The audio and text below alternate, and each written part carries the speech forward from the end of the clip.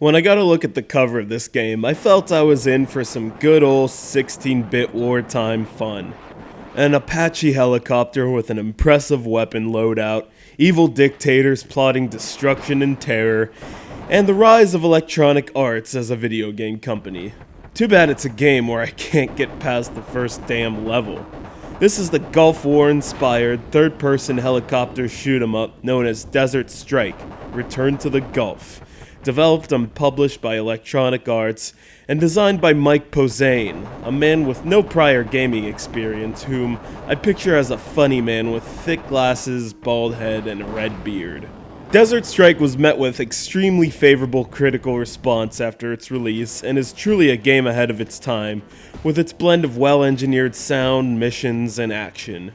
What impressed me the most about Desert Strike is the fluidity of motion you have with your helicopter that has as much maneuverability as an Olympic figure skater, as you traverse a fictional Gulf country in search of the primary antagonist named Kilbaba, but known to the jarheads and news reporters as the Madman.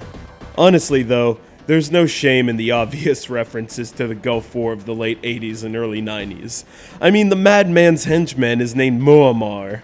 After the lovely Leslie Mansford explains the situation to living rooms all across the USA via satellite, you'll understand your pedigree as a pilot, since El Presidente has decided to forgo an all-out air assault in favor of you, the badass Apache helicopter pilot, in charge of subduing the enemy and rescuing MIAs.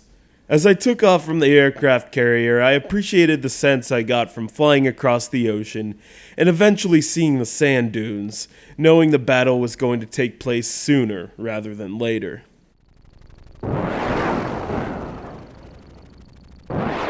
A map of the battle zone, your mission layout, and mission status can be accessed from the surprisingly informative main menu, accessed by pressing Start, which also tells you your ammo count, fuel, and armor levels. Your primary method of attack is the machine guns attached to each side of the Apache, and a Hydra rocket and Hellfire missile count that become progressively smaller, requiring the pilot to be extra careful in the use of the more powerful weapons.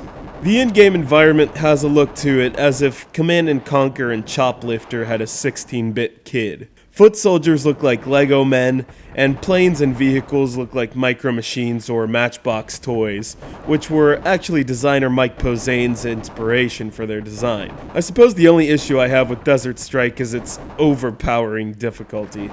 Not to say that it could do without its mission difficulty or the limited weapon loadout, but if I had unlimited fuel or was able to come across fuel drums or ammunition more often, I'd probably have more fun with this game.